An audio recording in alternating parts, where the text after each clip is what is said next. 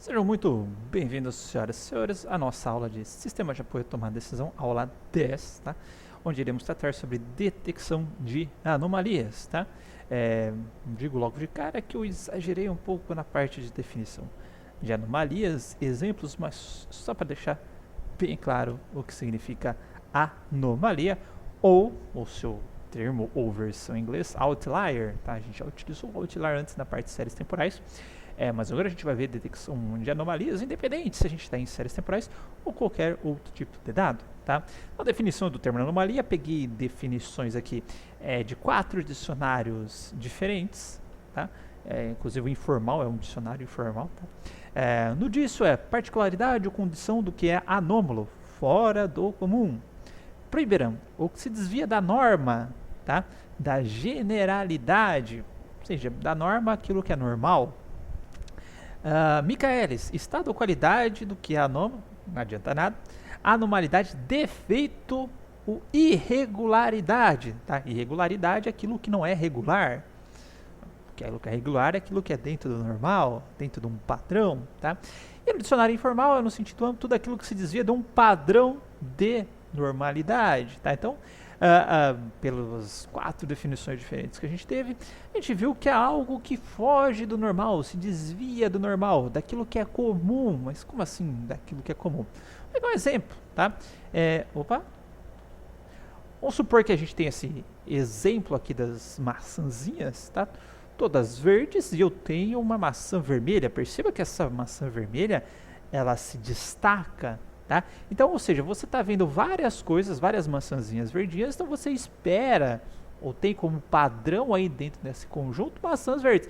E de repente aparece algo que se destaca, algo que foge do padrão, da maioria ali, do comportamento da maioria dos exemplos que você tem. Então aquilo ali é uma anormalidade, é uma anomalia, tá? Então você pode considerar isso como um outlier, tá?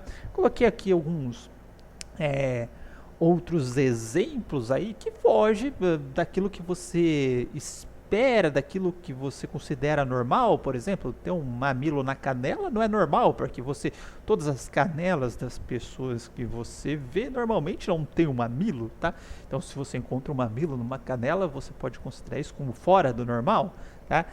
Aqui eu peguei a classificação do São Paulo no Campeonato Brasileiro de alguns anos atrás, que o São Paulo estava na zona de rebaixamento.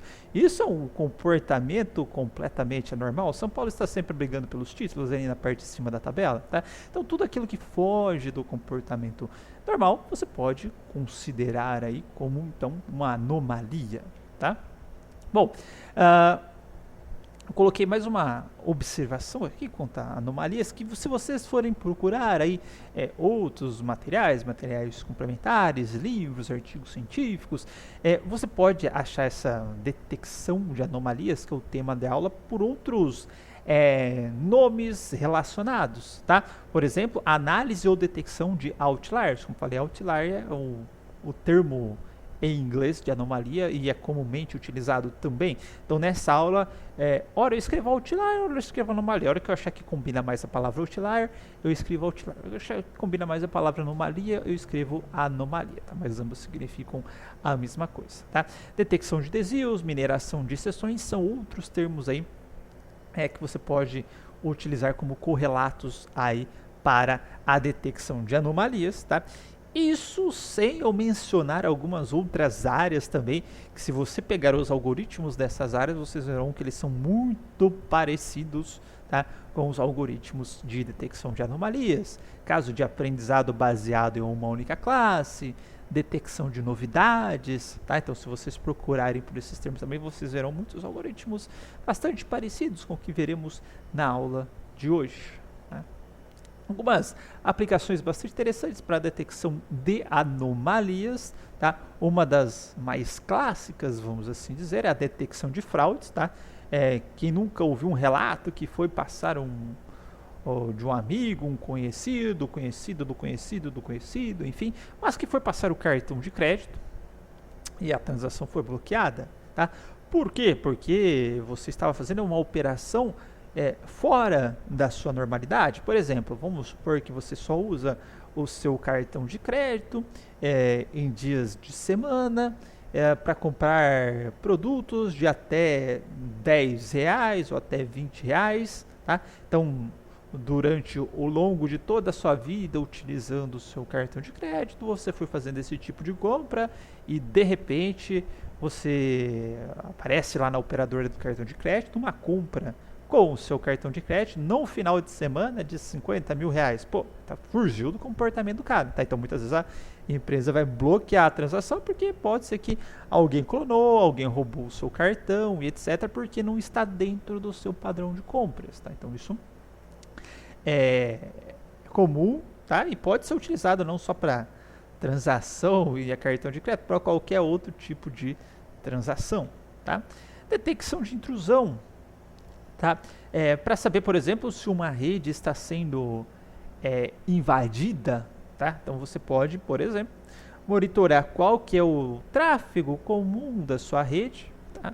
E de repente, se o tráfego fugir da normalidade, tá? Aumentar muito acima da normalidade, você pode disparar um alerta ou julgar que alguém pode estar tentando invadir a sua rede, fazer um ataque de DDoS, por exemplo, tá? E aí disparar um alerta ou ter alguma medida automática aí para inibir o ataque, tá?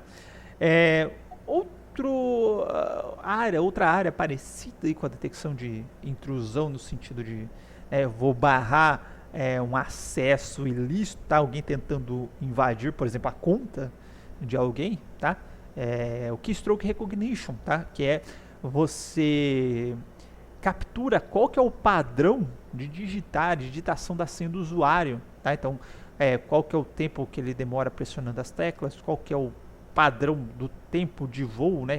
O tempo que ele leva para pular de uma tecla para outra, né? Ou para digitar outra tecla. Então você vai armazenando qual que é o padrão que o usuário digita a senha dele, e se por acaso alguém descobrir a senha dele e tentar digitar a senha dele, se não digitar com o mesmo padrão de tempo de pressionamento, tempo de voo, etc., você pode barrar o acesso da pessoa, tá? Então é um mecanismo a mais de segurança que também faz uso dessa detecção de anomalia, tá? Você está tentando detectar se a senha que foi digitada ali, o padrão de digitação da senha é um padrão normal, ou seja, pertencente ao usuário, ou é um padrão anormal, um padrão que não pertence à normalidade de digitação do usuário.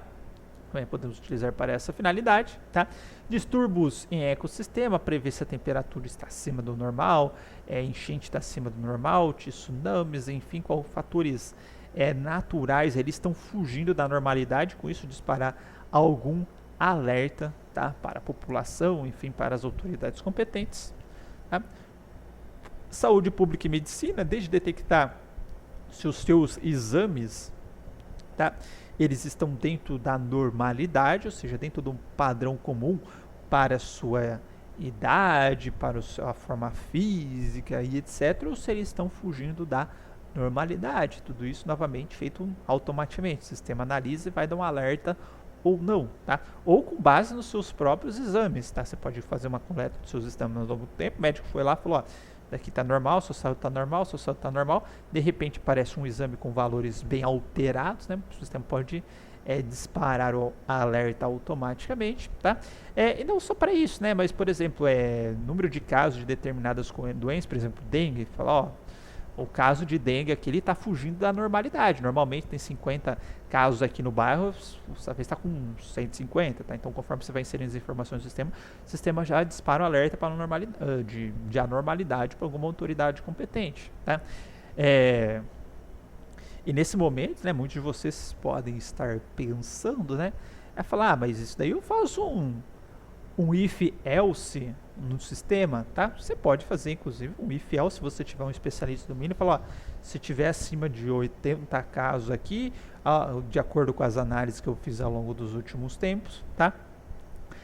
Esse dado aqui vai ser um número de casos, vai ser um número de casos anormal, tá? Só que, novamente, estamos falando de métodos para automatizar, com poder de analisar grandes quantidades de dados, tá? E não ter a necessidade desse especialista de domínio analisar os dados, ou muitas vezes desconsiderar dados, porque não tem capacidade de análise muito grande de dados, manual, e nós vamos ter os sistemas para fazer isso automaticamente, rodando automaticamente, fazendo os alertas de maneira automática, tá? sistema de cadastro, tá? Então, perceba que muitas vezes você quer validar a idade, né? Vou ver se o usuário digitou a idade correta, né? Então, normalmente você faz lá um if maior que 5, maior que 10, maior que 1, enfim, menor que 200 anos. Ok, você pode fazer isso, mas você pode, vamos dizer assim, fazer um if automático, né? Dado que você já tem um histórico de cadastro do seu sistema, tá? A pessoa digitar uma idade ali, né? O sistema já vai validar essa idade aí com base nas idades que já foram cadastradas ali. Ele vai descobrir qual que é o padrão, qual que é a normalidade das idades no sistema, tá? E aí, dado que o cara digitou uma idade muito fora, tá, daquela normalidade, o sistema pode barrar. Por exemplo, né, vamos supor que eu tenho um sistema de cadastro qualquer em que a idade das pessoas, normalmente, elas estão ali entre 20 e 60 anos. Se for uma pessoa lá, digitou 150, um dado fora do padrão, já posso validar. Perceba que eu não precisei fazer um if manual, sim menor que 150, sim menor que 100, sim menor que 200, com base nas próprias informações do sistema. Ou, por exemplo, num jogo aqui eu fiz uma ilustração de uma telinha de login do Ben 10, né? Imagino que quem joga um joguinho do Ben 10, nada contra, eu gosto de Dragon Ball, Cavaleiro do Zodíaco, mas estou imaginando que o público do Ben 10 vai aí até os 15 anos. Então tem um sistema lá do Ben 10, que normalmente pessoas com 10, 11, 12, 13, 14, 15 anos se cadastram nesse sistema. Aparece um cara com 32 anos tentando cadastrar. Opa, né, tá meio fora do comum. Você pode gerar um alerta com base nisso. Não que nessa parte de validação seja muito interessante, ou seja interessante evitar a intervenção humana nesse caso de validação de campo, mas é uma aplicação a mais que você pode utilizar. Bom, as aplicações que eu mostrei de SAD aqui podem ser utilizadas em sistemas de saúde pública, em número de casos de doença, quaisquer tipo de sistema que envolva algum tipo de validação de cadastro, né, com base em intervalos de valores, tá? Existem, obviamente, sistemas específicos para instituições privadas, tá? Ou aplicações específicas para instituições privadas, por exemplo, né, para verificar se o número de produtos vendidos, tá, está dentro do padrão, tá? O número de peças fabricadas está dentro do padrão de normalidade, ou estou fabricando muito abaixo daquilo que eu costumo fabricar. Se minha venda está muito abaixo daquilo que é normal, eu posso gerar um alerta também. Se o meu lucro também está muito abaixo, ou ainda muito acima que o normal, eu falo, pô, o que a gente fez de mês aqui que o lucro aumentou tanto, o que aconteceu, né? Ou se está muito abaixo, o que aconteceu aqui que a gente acabou vendendo menos produtos, por exemplo, apareceu uma nova empresa no mercado, o que foi? Você já gera um alerta para o tomador de decisão para tentar entender o porquê que aquilo aconteceu, né? E se você tiver, obviamente, outros sistemas de apoio à decisão, por exemplo, que sejam capazes de descobrir que saiu um novo concorrente no mercado, que houve algum investimento em alguma empresa concorrente, enfim, né? Você pode ter noção, ter ciência, tá? Deste ocorrido e aí tomar alguma decisão para remediar, tá?